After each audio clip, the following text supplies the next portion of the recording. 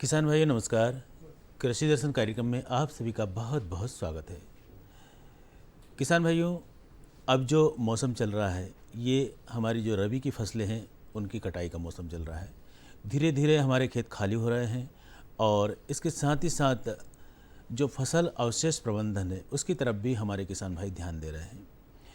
पिछले कई सालों से हमने देखा है कि खेतों में जो फसल के अवशेष होते हैं उनको या तो जला दिया जाता है या फिर उनको उसी रूप में रहने दिया जाता है, तो उससे कई तरह की व्याधियाँ आती है, कई तरह का नुकसान होता है। फसल अवशेष को जलाने से बेहतर है कि उसका कुछ उपचार किया जाए, उचित प्रबंधन किया जाए। यही हमारा आज का विषय है, फसल अवशेष प्रबंधन।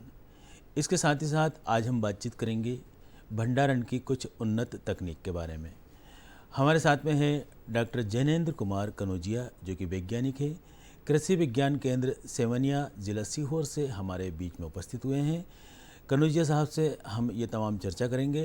डॉक्टर साहब, आपका हमारे कार्यक्रम में बहुत बहुत स्वागत है। सोनी जी नमस्कार, और हमारे किसान भाइयों को भी नमस्कार।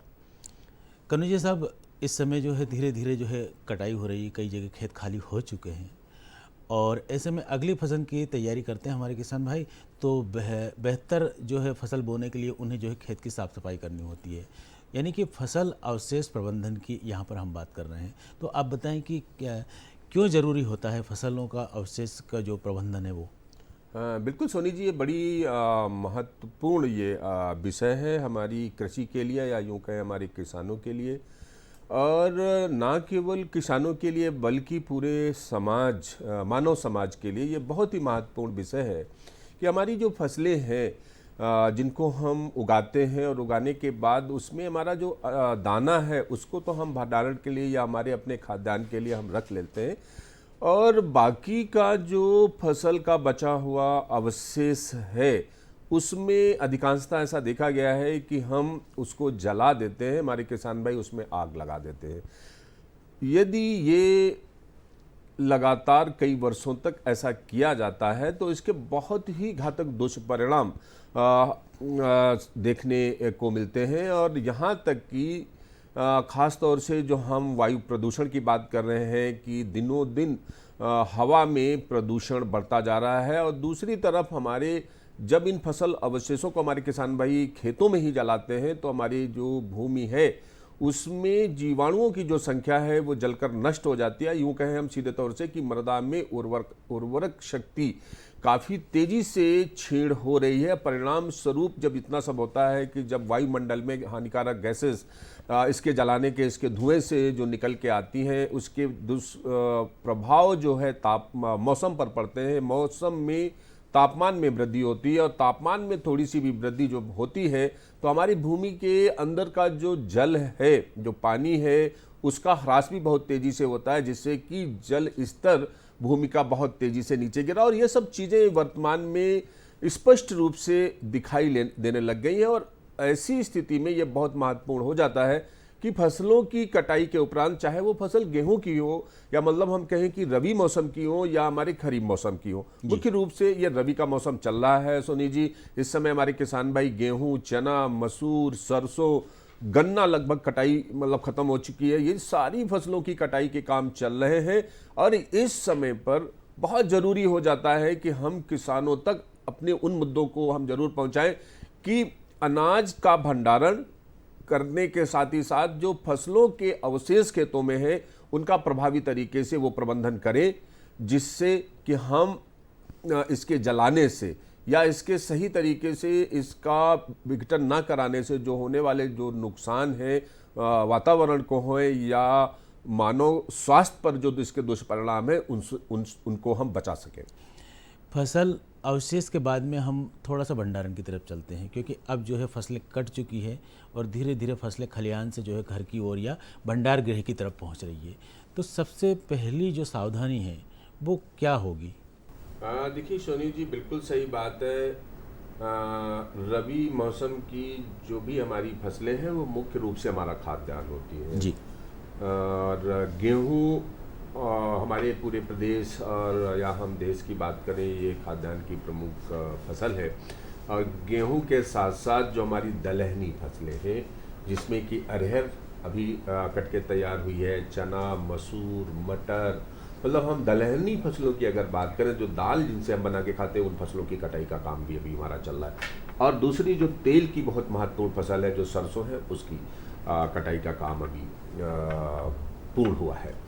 अब ये फसलें जो कटाई होके हमारे घरों में आ रही हैं, तो भंडारण सुनी जी दो प्रकार से होता है। जी। एक वो भंडारण है कि जो हम हमारे घरेलू स्तर पर हमारे किसान भाई या उपभोक्ता, हम कहें शहरी लोग भी अपने खाद्यान्न की साल भर का गेहूं, दालें, ऐसी खाद्यान्न सामग्री को वो भंडारित करते हैं। और ग्रामीण परिवेश में तो बेशक वो करते ही करते हैं, दालों का भंडारण, गेहूं का भंडारण खाने के उपयोग के लिए भी, और उचित समय का इंतजार भी हमारे किसान भाई करते हैं, और अपने उनके जो घरेलू स्तर के जो भंडारण कक्ष हैं, उनमें ही अनाज का भंडारण कर देते हैं।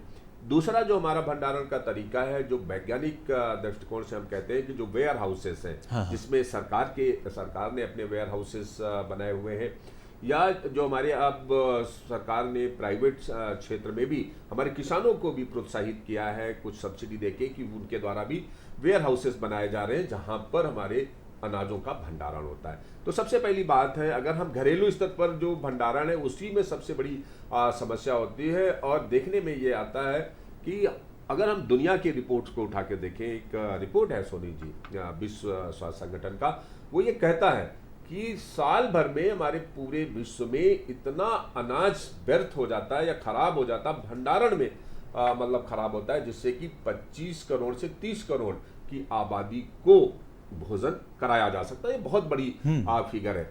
और इसका जो प्रमुख कारण है वो ये है कि हमारे किसान भाइयों को अपने स्थानीय स्तर पर भंडारण की महत्वपूर्ण जो मुख्य खासतौर से बिंदु है, उनका ज्ञान नहीं होता, अनुभव नहीं होता, जिसके चलते ये समस्या किसानों के साथ में आती है। तो सबसे पहला जो बिंदु है कि भंडारण करने से पहले हमें क्या करना है भंडारण कक्ष में।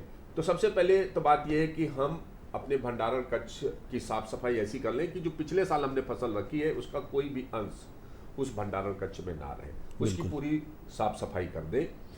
हो सके तो हम उसका फ्यूमिगेशन की बात करते हैं, उस काम को भी हम वहाँ पूरा कर दें।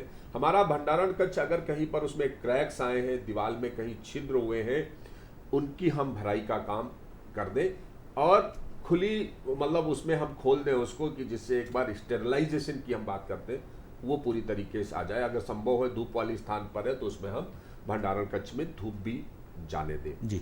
दूसरा, फसल के स्तर पर हमें ये देखना है कि पहली चीज फसल की कटाई से ही हम भंडारण की बात सोनी जी चालू कर देते हैं कि फसलों की कटाई का काम जब फसल पूरी तरीके से परिपक्व हो जाए, मतलब पक जाए, उस समय हमको हमारे खेत से फसल की कटाई करनी है। दूसरा, फसल कटाई के बाद गहाई हमने की, गहाई के बाद दूसरा होता है उसमें विनोइंग, मतलब उसकी साफ सफाई हम इस तरीके से करें कि कोई भी फसल अवशेष हमारे अनाज में ना रहे, चाहे वो मिट्टी हो या फसल का कोई भी अंश है, डंठल है, लकड़ी है, वो बिल्कुल उसके साथ में ना रहे। तीसरी बात यह है कि जब हम साफ सफाई अनाज की कर लें तो भंडारण से पहले उस अनाज में नमी का स्तर किसी भी स्थिति में 14% से अधिक नहीं होना चाहिए। कुछ हमारी फसलें हैं, गेहूं जैसी फसलों में 8 से 10%, दाल वाली फसलों में 10 से 12%, लगभग ये नमी का स्तर हमको मेंटेन करना है भंडारण करने से पहले। अब ये नमी का स्तर, किसान के पास कोई थर्मामीटर होता नहीं है, अगर ये उसे समझना और जानना है तो कोई भी अनाज का दाना किसान को लेना है, अपने दांतों से उसे तोड़ना है, और उसमें से आवाज़ अगर जितनी कड़ाके की आवाज़ आएगी, हमारे किसान भाइयों को समझ लेना है कि हाँ, हमारा अनाज पूरी तरीके से अच्छी तरीके से सूख चुका है, अब इसका भंडारण किया जा सकता है। तो ये कुछ खास प्राइमरी बिंदु हैं, प्रमुख प्राथमिक बिंदु हैं जो हमारे किसान भाइयों को ध्यान देने की जरूरत है। अच्छा डॉक्टर साहब, कुछ दवाइयों वगैरह का भी उपयोग कर सकते हैं इसमें? बिल्कुल सोनी जी, दवाइयों का उपयोग की जो आपने बात कही, और खासतौर से हमारी खाद्यान्न सामग्री है, देखिए जब भी आप कोई भी रसायन खाद्यान्न सामग्री के साथ में उपयोग करते हैं तो जो स्वाभाविक है कि वो रसायन जहर तो होगा, और वो एक ऐसा जहर, चाहे हम एल्युमिनियम फास्फाइड की बात करें। अब देखिए हमारे भंडारण में लगने वाले शत्रु कौन है, हमें ये थोड़ा सा समझना होगा जी। भंडारण में खास तौर से चूहा, जो बाहर से सबसे बड़ा घातक का मतलब प्राणी है, खासतौर से हमारे भंडारित अनाज के लिए। और वो चूहा लगता क्यों है? क्योंकि जो खाद्यान्न सामग्री हमारे लिए पौष्टिक है वो हमारे इन चूहों के लिए भी और कीटों के लिए भी उतना ही पौष्टिक है। तो एक तो चूहा बहुत बड़ा नुकसान करता है और इसके लिए एल्युमिनियम फास्फाइड जैसे रसायनों का उपयोग हम अपने भंडारण कक्ष में करते हैं। दूसरा जो कीट है, खपरा बीटल, घुन जैसे कीड़े जो अनाज के अंदर सीधे तौर से लगते हैं। खपरा बीटल हमारी दाल वाली फसलों को नष्ट कर देता है जी। गेहूं खासतौर से हमारे घुन जो है हमारी गेहूं को ज़्यादा नुकसान पहुंचाता है। तो ये जो कीड़े हैं, इन कीड़ों से बचाव के लिए रसायन का उपयोग करने की जब बात आती है तो भंडारण कक्ष में जो गैसियस फॉर्म के जो केमिकल्स हैं, खासतौर से ये फास्फीन गैस जो है, जो केमिकल है वो सबसे महत्वपूर्ण केमिकल है। यूँ तो अभी सरकार ने उसको किसानों के लिए बैन किया, लेकिन हमारे गोडाउन में उसका इस्तेमाल अभी होता है फास्फीन गैस का जी। उसका उपयोग हम फ्यूमिगेशन में करते हैं, वो टेबलेट के रूप में होती है और जहाँ भी हम इसके रखते हैं तो ये गैस के उसमें निकलती है। और जो भी कीड़े हमारे भंडारण कक्ष में होते हैं, जैसे ही वो सांस लेते हैं तो चूंकि वो छोटे होते हैं, वो उसमें जहर है और वो कीड़े मर जाते हैं। लेकिन साथ ही साथ हमें ये भी ध्यान रखना है कि ये केमिकल है, ये जहर है। जब भी हम भंडारण में इसका उपयोग करेंगे तो हमारे शरीर को भी या मानव के शरीर को मतलब भी पूरा ये रसायन सावधानी पूर्वक इन दवाइयों का इनका उपयोग उपयोग करेंगे भी करना है। और कोशिश करें कि जहाँ तक जैविक जो उपाय हैं, जैसे नीम की पत्ती है और जो हमारे विशेषज्ञ बताते हैं, उनका भी उपयोग किया जा सकता है। हाँ बिल्कुल। देखिए सोनी जी, जो नीम की पत्ती है खासतौर से हमारे घरेलू स्तर पर अपने लिए जो खाद्यान्न सामग्री हमारे किसान भाई या शहरी क्षेत्र के लोग जो भंडारित करते हैं, उनके लिए मैं यही कहना चाहूँगा कि नीम की पत्ती को वो अच्छे तरीके से सुखा लें और 1 कुंटल पे सूखी 1 किलो नीम की पत्ती वो अपने अनाज के साथ में उसको मिला के भंडारित कर दें, तो उसमें भी कीड़े के भंडारण में कीड़ों के लगने की संभावना कम हो जाती है। बिल्कुल। इसके साथ ही साथ कुछ ऐसे अन्य हैं, जैसे साबुन जो हमारा डिटर्जेंट सोप होता है, उसके छोटे छोटे टुकड़े भी अगर हमारे अनाज के साथ भंडारित कर दें तो क्या करते हैं, अनाज भंडारण में जो सबसे बड़ी समस्या होती है, सबसे बड़ी जो दिक्कत चालू होती है वो ये है, अगर नमी का स्तर अनाज में ज़्यादा है या भंडारण कक्ष में कहीं से नमी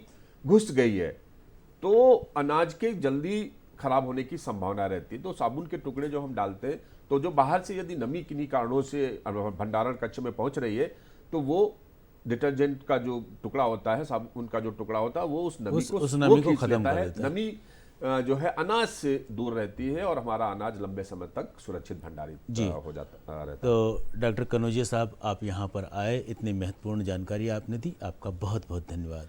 धन्यवाद सोनी जी, और सभी किसान भाइयों को भी धन्यवाद। और किसान भाइयों, आज की बातचीत से आपको ज़रूर फ़ायदा हुआ होगा। आप कोशिश यही करें कि फसलों का अवशेष प्रबंधन जो है, जो तरीके बताए हैं उनके अनुसार ही करें। साथ ही साथ भंडारण में भी जो ज़रूरी सावधानियां वो ज़रूर बरतें।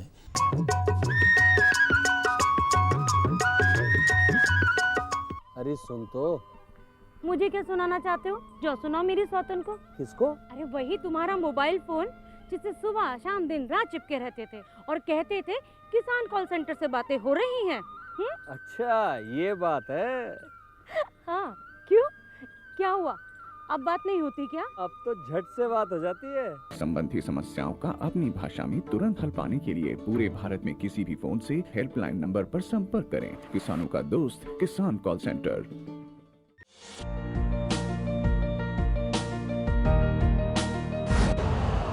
यूरिया का स्वदेशी उत्पादन 70 लाख टन बढ़ाने के लिए 6 उर्वरक संयंत्रों का उद्धार किया जा रहा है। FCIL के गोरखपुर, सिंदरी, तलचर और रामागुंडम संयंत्र, HFCL की बरौनी इकाई और BVFCL की नामरू फोर्थ। सोने पर सुहागा ये है कि देश में अब बनेगा सिर्फ नीम लेपित यूरिया, क्योंकि इससे होगा किसानों का फायदा ही फायदा। अनाज का उत्पादन 10% तक बढ़ेगा। बढ़ेगी 10 से 15% नाइट्रोजन क्षमता।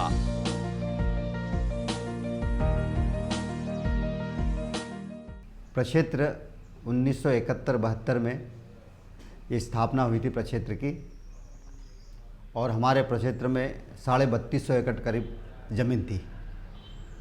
जो भूमि उस समय की एशिया का बहुत बड़ा ये प्लांट प्रक्षेत्र था। और उस समय जब ये फार्म बना था तो यहाँ पे सभी कार्य मैकेनाइज हुआ करते थे, जैसे खेती करना हुआ, बगीचे लगाना हुआ आदि। हमारे अभी इस प्लांट है अपने प्रक्षेत्र में करीब 441 एकड़ करीब बगीचे हैं, जिसमें से कुछ आम के हैं, कुछ कटहल के हैं, कुछ नींबू के हैं और कुछ चीकू वगैरह है। किसान भाइयों को मैं ये बताना चाहता हूँ कि हमारी यहाँ भूमि जो है वो 80% रेतीली है। इसका उपयोग हमने बगीचे लगाकर इससे हमने आमदनी प्राप्त की और हमारा प्रक्षेत्र सफल तरीके से चल रहा है। और कुछ ज़मीन ऐसी है जहाँ खाली है, वहाँ हम फसल भी ले रहे हैं, गेहूं की लेते हैं, धान भी लेते हैं और कुछ बगीचों के बीच में जैसे हल्दी हुआ, ये भी हम फसल लेते हैं, जिससे कुछ आय बनी रहे। तो किसान भाइयों से मेरा अनुरोध है कि जहाँ बगीचे है वहाँ और भी अपन फसल ले सकते हैं, जिससे हार्टिकल्चर संबंधी जो भी फसल ले सकते हैं, उससे फसल के साथ साथ एक प्रकार की आमदनी बढ़ेगी। खेती एक लाभ का धंधा है, वह करना कुछ नहीं है। किसान जो करते हैं वही करना है। अगर उसमें एक से अधिक स्रोत उसको होना चाहिए खेती के, वो कर सकता है आसानी से। गाय पालना है, हमारे यहाँ अधिकतर देखा जाता है गाय ऐसी पालते हैं जो 1 लीटर आधा लीटर दूध देती। उसको पालना 10 कम से कम 5 या 10 लीटर दूध एक बार में दे, तो उसको मासिक आय उससे बहुत अधिक प्राप्त होगी। उसके साथ साथ अगर खेती में सब्जी भाजी की 1-2 एकड़ में रखता है, 1 एकड़ में अभी लगा दे, 1 एकड़ में बाद में, तो उसको साप्ताहिक आय लगातार उससे प्राप्त होती रहेगी। कुछ समय बाद जैसे इसमें निकलने लगी तो अगली 1 एकड़ में लगा दे तो उससे साप्ताहिक आय उसको प्राप्त होगी। इसके साथ मेड़ पे हार्टिकल्चर से संबंधित जैसे बगीचे मेड़ों पे लगा दे तो उससे मेड़ पे उसको वार्षिक आय प्राप्त होने लगेगी। उसके बाद मेड़ों पे बेला वाली सब्जी भी लगा सकता है, जिससे उसको साप्ताहिक आय प्राप्त होगी। उसके अलावा बची ज़मीन में अपने जो वार्षिक फसल है, गेहूँ, धान है, मूंग है, ये भी ले सकता है। इससे उसको वर्ष भर इनकम बनी रहेगी।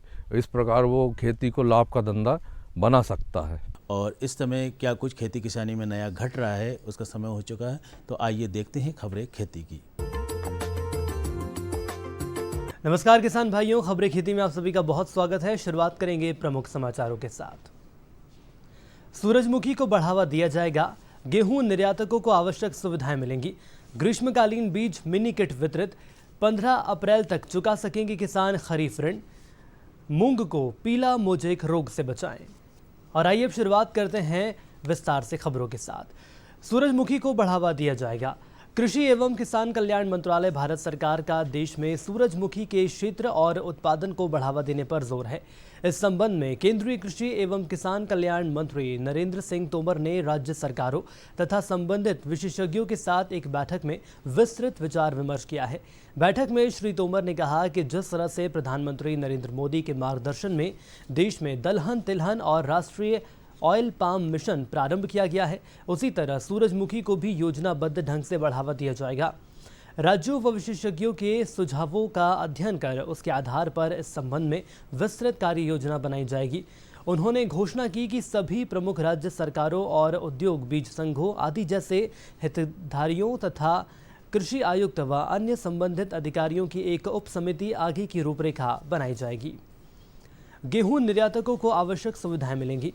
मुख्यमंत्री शिवराज सिंह चौहान ने कहा कि वर्तमान समय में विश्व बाजार में गुणवत्तापूर्ण गेहूं की मांग को पूरा करने के लिए राज्य सरकार निर्यातकों को सभी सुविधाएं उपलब्ध करवाएगी।